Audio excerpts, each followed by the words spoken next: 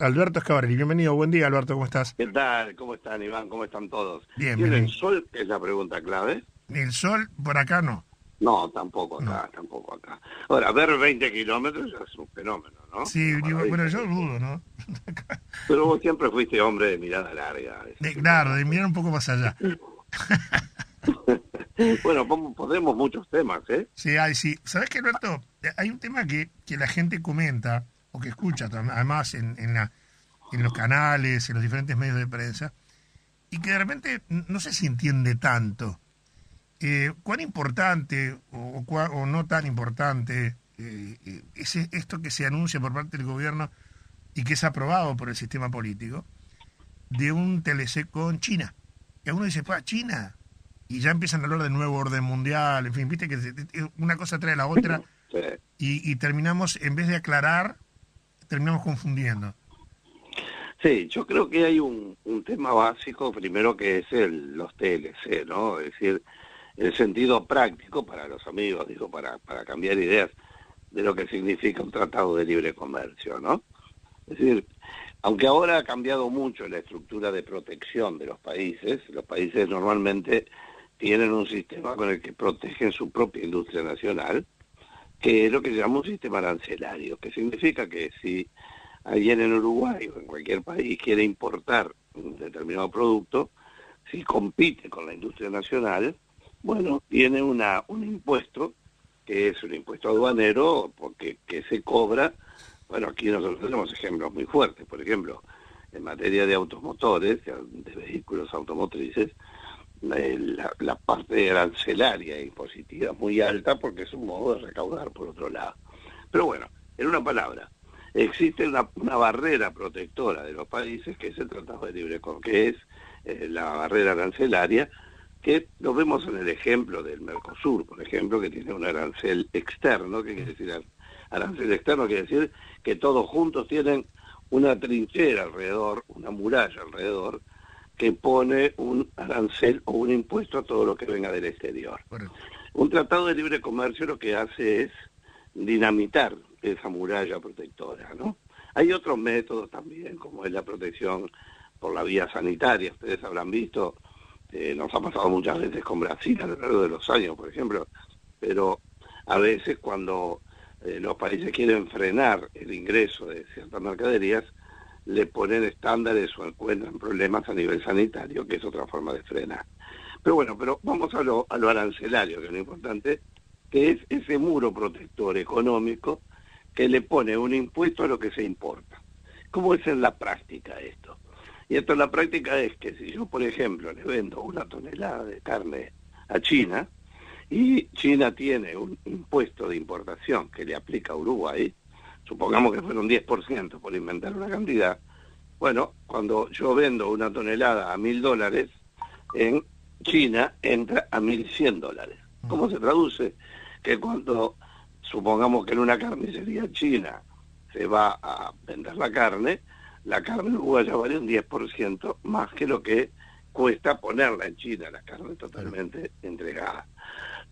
Bueno, ¿cuál es la gran diferencia? Si todos pagaran lo mismo, no importa, porque quiere decir que todo lo que le vendan carne a China lo van a tener a más $1.100, Seguro. porque van a tener todos un impuesto del 10%.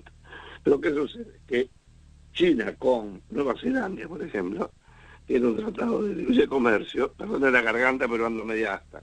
Eh, eh, China, por ejemplo, con Nueva Zelanda tiene un tratado de libre comercio y no paga ese 10% a Nueva Zelanda cuando vende. ¿Cómo se traduce? Que en la carnicería, por poner el ejemplo, cuando alguien va a comprar, la carne uruguaya cuesta 1.100 y la carne de Nueva Zelanda cuesta 1.000. Es así de simple y dramáticamente simple. Por eso los países buscan tratados de libre comercio para poder entrar con sus productos sin impuestos. Hasta ahí la definición de lo que es, pero dicha brutalmente, por supuesto, un tratado de libre comercio que permite que uno entre sin pagar impuestos de aduana, por decir de algún modo. Ahora, cuidado porque esto es una ruta como un bulevar, ¿verdad? Tiene una ruta de ida y una ruta de venida. Es decir, los productos uruguayos no pagan impuestos cuando entran en China y los productos chinos no pagan impuestos cuando entran a Uruguay. Y ahí viene el gran arte de todo este asunto, cuyo principal exponente, yo diría internacional, pero en América del Sur, el que realmente tiene la medalla oro lejos en materia de tratados de libre comercio es Chile, ¿no? Chile ha logrado hacer una malla de tratados de libre comercio en el mundo, incluido sobre todo con los países asiáticos, que le permite tener una llegada de producción muy fuerte. Pero claro, Chile tiene cobre, eso no es poca cosa, digo, ¿verdad? Es decir, estamos hablando de países productores no solo de materias primas, sino de materias primas muy requeridas.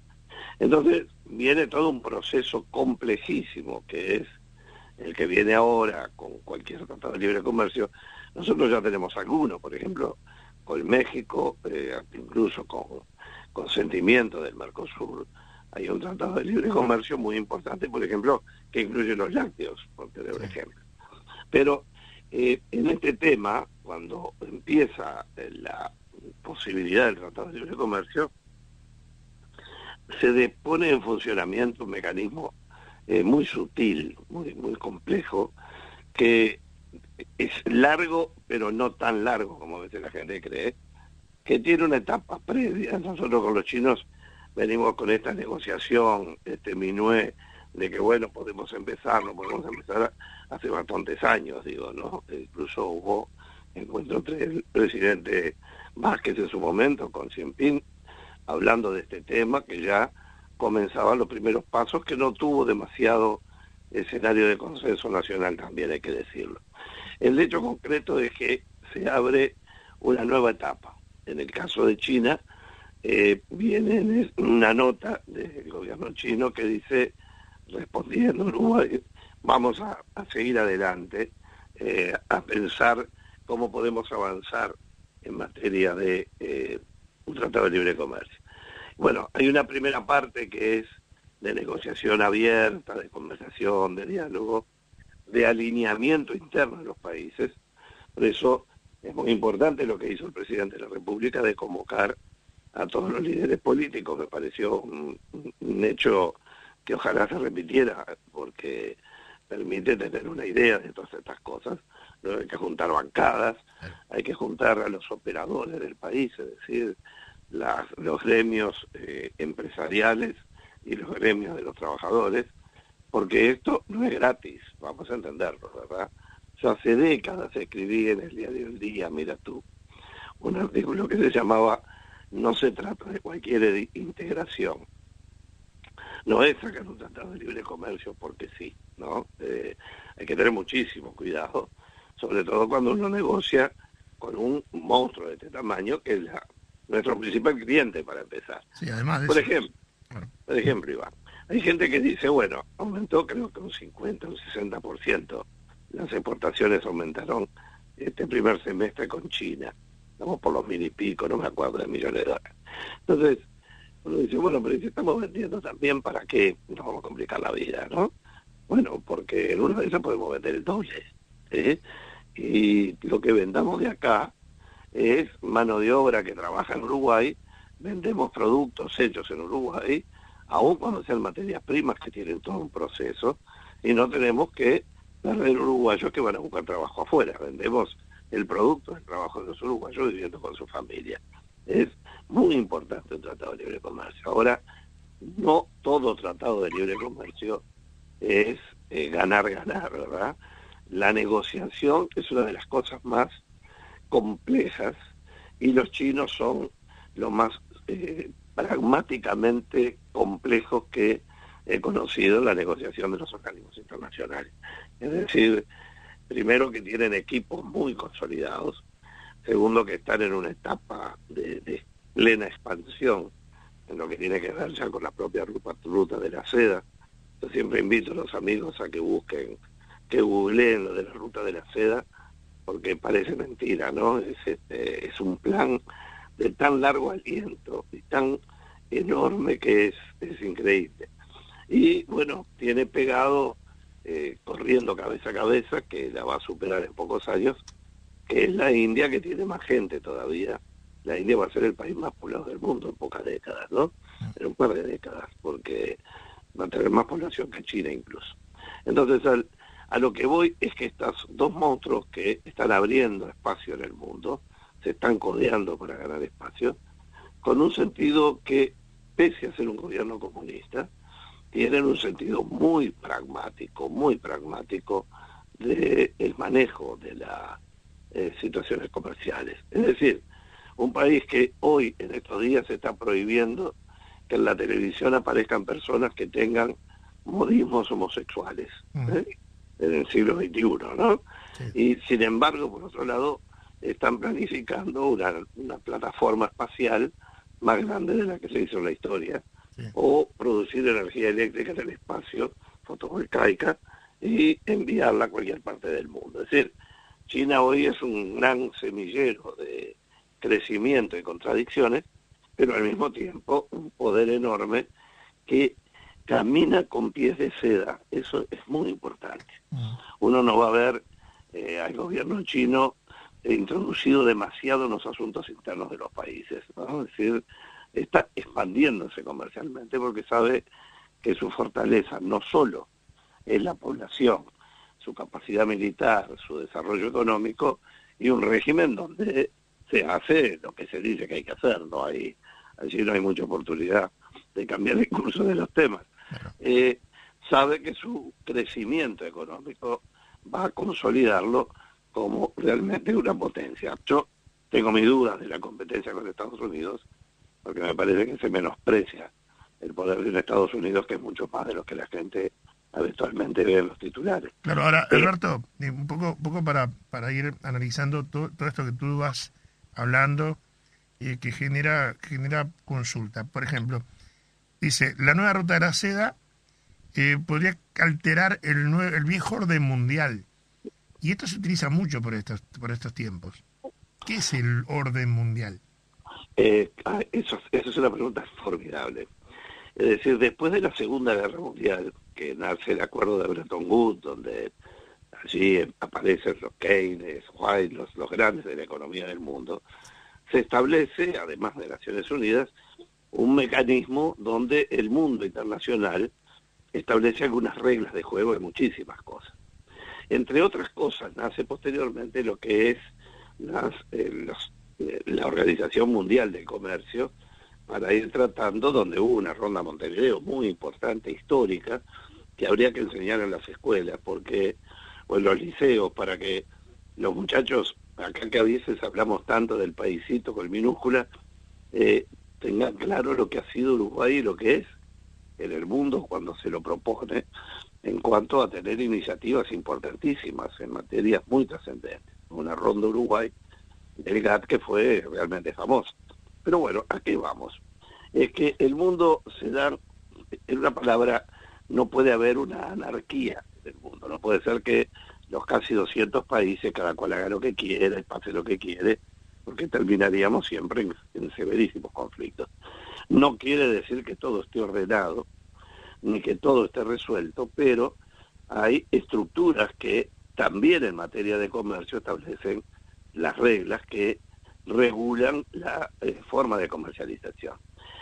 Cuando uno habla de la ruta de la seda, tiene que pensarlo como en una especie de avenida, desde la cual China comienza a conectarse con distintas partes del mundo, continentes estoy hablando, atravesando océanos, de hecho.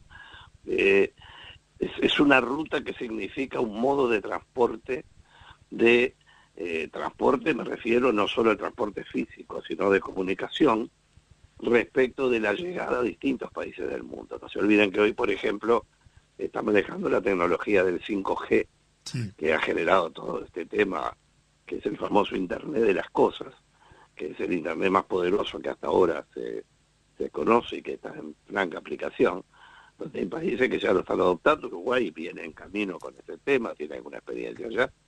En una palabra, la ruta de la seda es por el nombre clásico de la seda china, es un juego de palabras, pero está claro que viene a romper los caminos clásicos de la comunicación.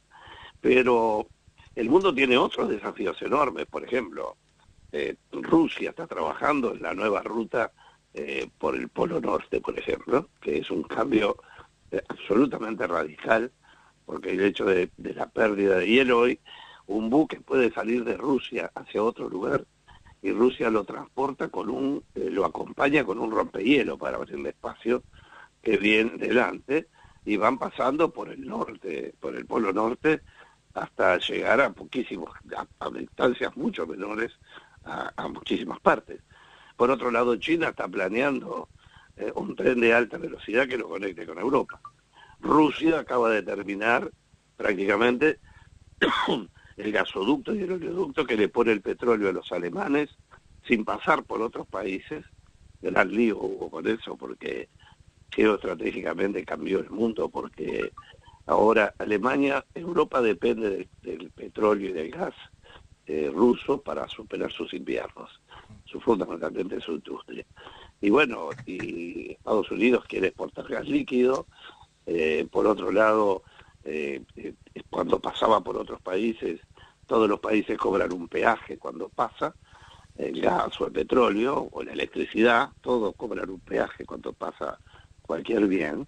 Esto del peaje de la electricidad, para hablar un día, en Uruguay hay alguna historia importante sobre eso. Pero bueno, a lo que voy es que el mundo está tendiendo nuevas, como si fuera una telaraña nueva de rutas de conectividad en muchísimos temas que van a terminar cambiando el perfil de la transportación. Por ejemplo, un portacontenedores de hoy se duda que pueda pasar en pocos años por el canal de Suez, por ejemplo, o por el canal de Panamá, porque van a estar trabajando como si fueran buques nodrizas, a los que van alimentando, ya es un hecho, van alimentando otros portacontenedores menores, y los individuos ya votaron en estos días, votaron en el sentido de tirar al agua un contenedor de más de 400 y pico de metros de largo y 60 y pico de metros de largo, de ancho, digo, un monstruo con 20.000 contenedores, creo. Sí, es el barco más grande que en este momento. Impresionante, impresionante. Es decir, estamos en las puertas de un mundo increíble,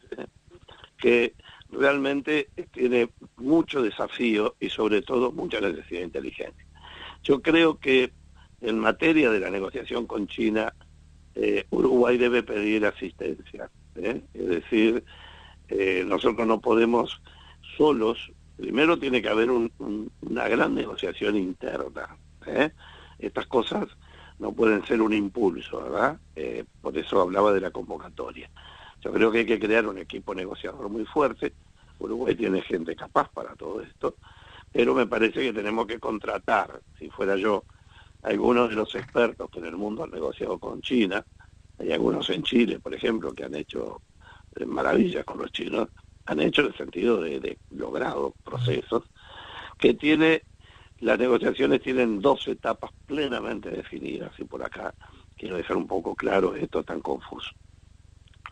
Yo con la garganta así no sé si estoy logrando... No, estás bien, te estamos escuchando claro. Bueno, menos mal. Hay un tema que me parece muy importante. Hay una etapa que es, como yo digo, de seminué, que como decían en mi liceo, toma tú que te toca a ti, sí. Que es ese comentario de que, bueno, puede haberlo, no puede haberlo. Ustedes se acuerdan aquel tema de Tabaré Vázquez, que el tren se pierde con el Tratado Libre. El tren pasa una sola vez, dijo. Exactamente, es decir, hay momentos en la vida es oportunidad y conveniencia. Cuando las conveniencias se dan, tienen que darse a tiempo, y cuando a uno le llega el tiempo, tiene que encontrar lo conveniente. Claro. De lo contrario, las cosas no salen todo lo mejor que pudieran. Esta es una etapa muy interesante, requiere mucho entusiasmo, pero también mucha cabeza fría, y necesita liderazgos que son mucho más que los políticos. Es decir, hay una fase política, por supuesto, que no hablamos de un tema central en esto, ¿verdad? Esto tiene también otras implicancias internacionales, porque la llegada de China a un país del Mercosur con un tratado de libre comercio, desde el punto de vista geopolítico hasta geomilitar, no es cualquier cosa, ¿verdad? Es decir, esto hay precios a pagar, más allá de que se pusiera de acuerdo todo el Mercosur, le pareciera precioso, tenemos algunas cosas claras. Es decir, si China tiene que elegir entre Brasil y Uruguay, sabemos a quién va a elegir, eso no es misterio, ¿verdad? Entonces hay que lograr un consenso, pero también hay que ver cuál es la lectura en este conflicto de competencia muy fuerte de Estados Unidos con China, en la que Estados Unidos decide más bien cerrarse. Esto de no soy la policía del mundo significa que Estados Unidos se retira de determinados espacios, mantiene unos pero deja de avanzar en otros, lo que va a significar un ahorro en materia militar enorme que va a volcar al tema de la potencia comercial, que ve que se está quedando atrás. Entonces, a lo que voy es que sin duda esto de la negociación con China va a requerir una enorme capacidad de trabajo, porque además lo que yo tengo entendido en esto, por lo que he hablado con los chilenos, que son los que más conozco, que tienen una experiencia brutal en esto, hay que buscar en YouTube, en Google, la cantidad de tratados que tiene Chile con el resto del mundo. Es brutal. Ya nos sacó una ventaja al resto de América gigantesca, digo, ¿no? Es una pena que no haya tenido una política distributiva que tuviera a la gente en mejor condición para evitar los conflictos que ha habido. Sí, es un país que es raro, ¿no, Alberto? Porque tiene un potencial enorme, pero la distribución de la riqueza es absolutamente disímil. O sea, el rico es muy rico y el pobre es muy pobre. Claro, porque el Chile mantuvo de algún modo una línea económica, y me van a matar, no digo chileno con lo que voy a decir, muy del tiempo pinochetista, ¿verdad? Es decir, se lanzó a la parte económica y a la apertura al mundo. Allí hubo personajes muy conocidos, y bueno, y lo que pasa es que luego vio que eso producía, y para hablar en términos criollos, los mayas de oro se despegaron, obviamente. Entonces, Chile es una sociedad muy particular, de gente muy especial, muy inteligente, y sin duda que el único distribuidor de la riqueza es el salario, ¿verdad? No hay ninguna duda. Y el único, no digo, pero sí el principal. Y bueno, en Chile es un tema para analizar un día, porque tengo bastante información sobre Chile, no la suficiente, pero conozco bastante el tema chileno con gente muy capaz allí que ha tenido muchas responsabilidades siempre. Pero a lo que voy es que en todo este momento, en toda esta situación, lo que viene requiere de gente especializada. Mira, cuando estamos presentando hace 3 años atrás la rendición de cuentas, que yo estaba en servicio civil, planteé la necesidad de que hubiera montos liberados de contratación para determinados especialistas, porque te acuerdas que estábamos todos casi convencidos de que teníamos petróleo y gas. ¿Te acuerdas que el presidente Vázquez tuvo una reunión similar a esta con los líderes políticos para decir, bueno, que fue una cosa muy importante como precedente histórico, bueno, ¿qué hacemos si tenemos petróleo? Bueno, es tan sencillo el asunto, ¿verdad? Claro.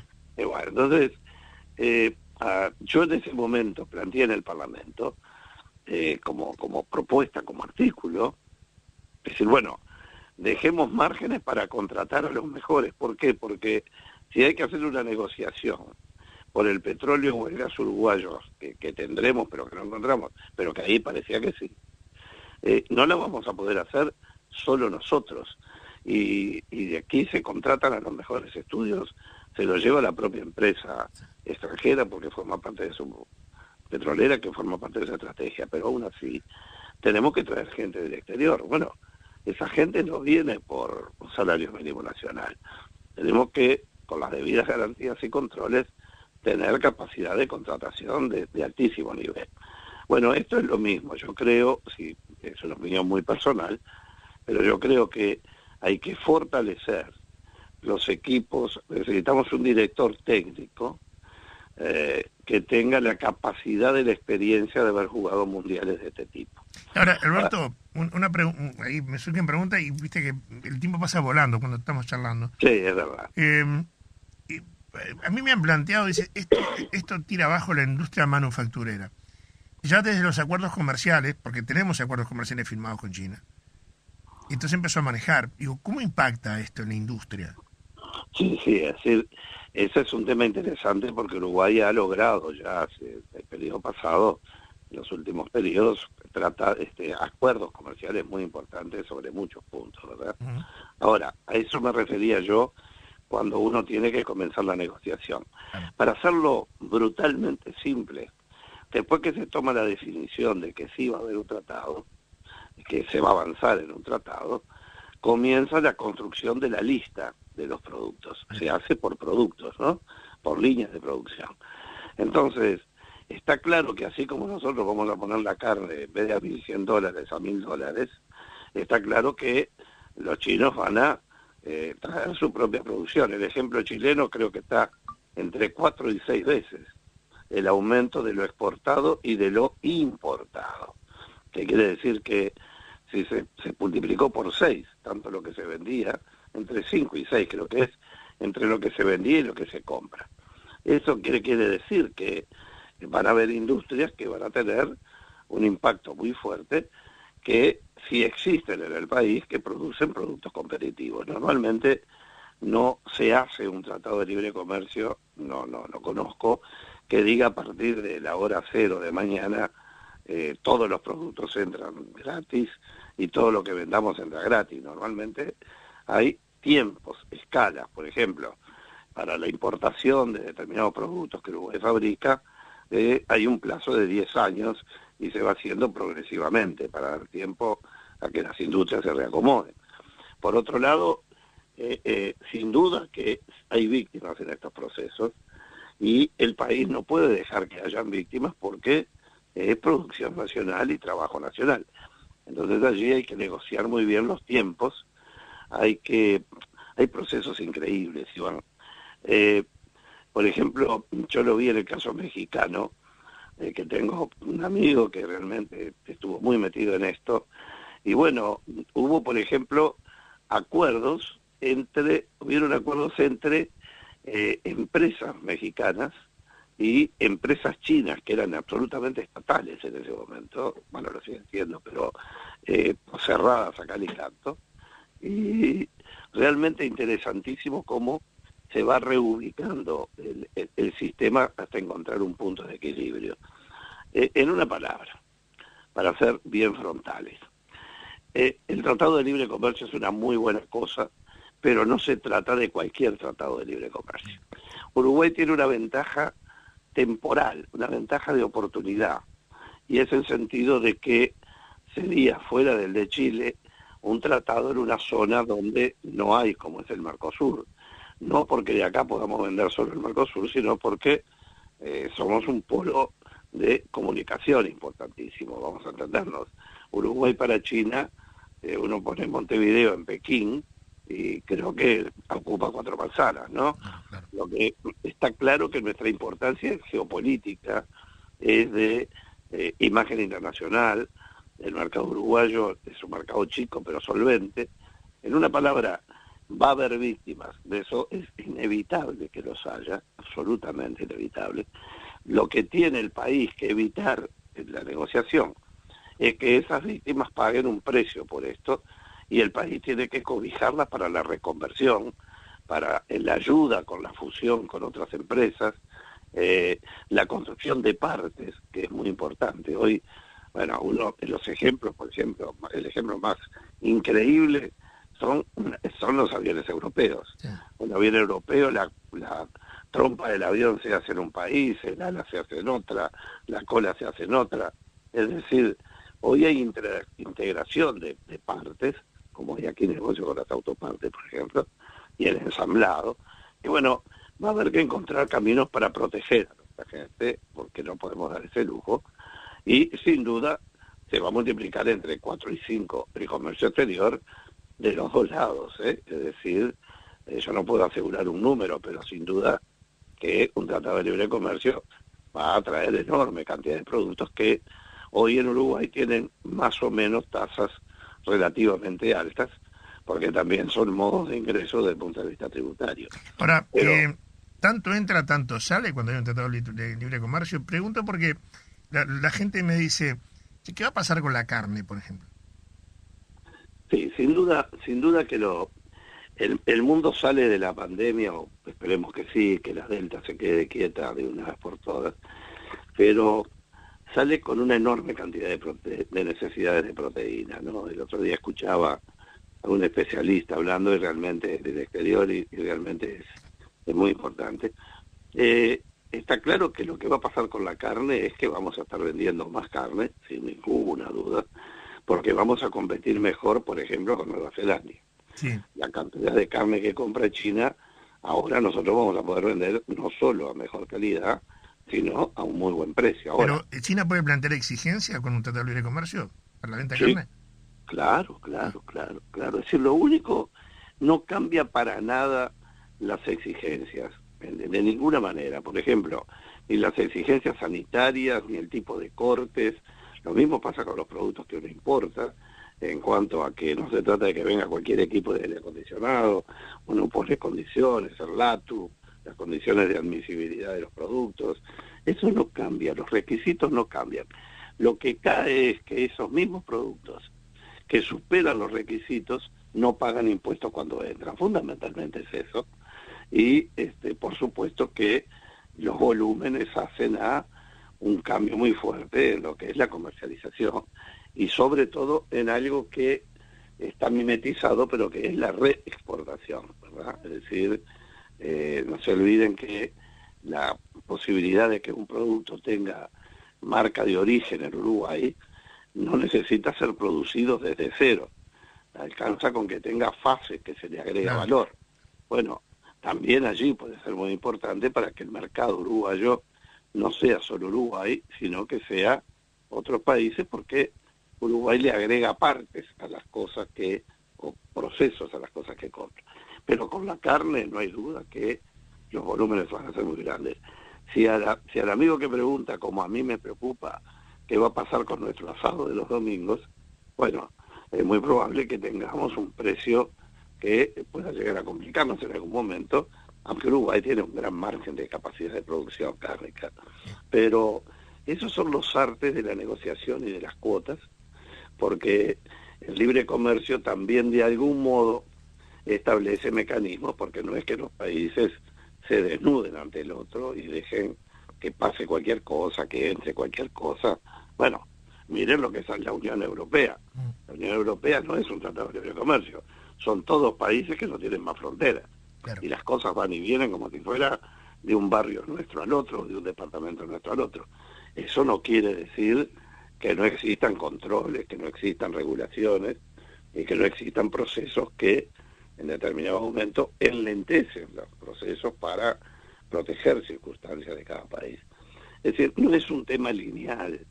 Yo estoy simplificándolo mucho, pero creo que hemos puesto algunos de los ingredientes más complejos que tiene un tratado de libre comercio.